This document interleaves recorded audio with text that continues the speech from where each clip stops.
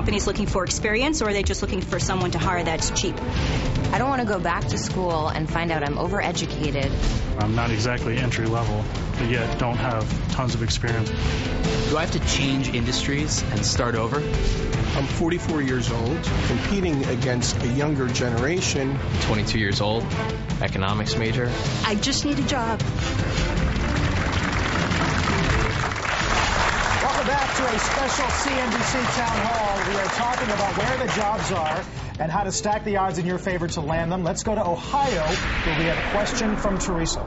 I've been unemployed for 2 months, and I wanted to know how to convey interest in the positions I'm interviewing for without appearing desperate. Jeff, I'll point that to you. I mean, in this kind of market, is it okay to just go in and say, look, times are tough. I need this job. I need it. Please, please hire me.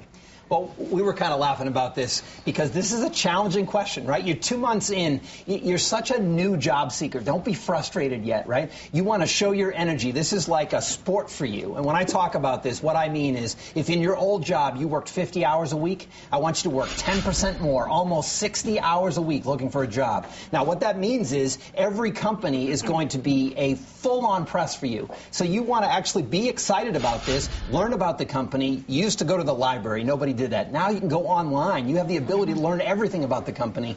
Make sure you express yourself. Get excited. You want to be excited like I am right now for every single job. But there's no shame, Doug, in acknowledging the reality of what we're all in. You're not selling your soul to the devil in this one. It's like you want to make sure you don't convey desperation, but you convey enthusiasm and say, look, I really need this job just like a lot of other people, and here's the value I can add to your business. And that's the impactful piece right there. It's not just I'm a person looking for any job. It's, yeah, I need a job and nothing to do about that, but I can add value, and here's how. One thing that stuck out here to me was when you said 2 months, you're a new job seeker. I think a lot of people are getting to 2 months and starting to get really nervous. When your unemployment benefits could be running out or your severance package. Right. That's when people start to feel like this is it. Right. So this is perspective, right? There's some people that have been out of work for a year. Some people have been out of work for a week, and they're already like, I don't know what I'm going to do, right? I think the key thing here is you need to plan your work and work your plan. I want you to identify 10 companies that you're going to go after. I want you to identify a sector and get to know and be an expert.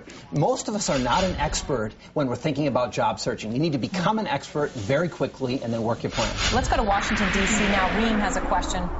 Considering the current economic situation, should I be offering employers a pay cut up front in order to increase the chances of landing a job? So the question here would be, go in and say, look, I'll take less. We differ on I'll this just opinion. go in right away. I mean, do you even try to strong-arm someone on salary now? What do you say, Jim? There's a time and a place to talk about the compensation. No one is going to hire you talking about compensation on the very first interview. At the right time where it comes down to say, well, I'd really be interested in you, but we really can't afford it, or if you sense after several interviews that it's about the compensation, what I would suggest is actually, rather than devaluing yourself and saying, I'm willing to do it for less, I would say, look, I understand that you're in economic pressure just like every company.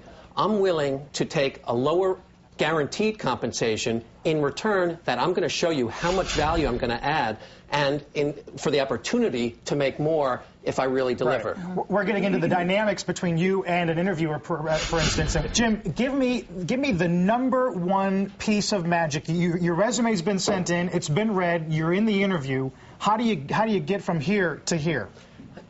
People might not recognize this. Let me just give you a concrete example. In an executive search last week, the hiring executive said to me after the second interview, John, this guy blew me away.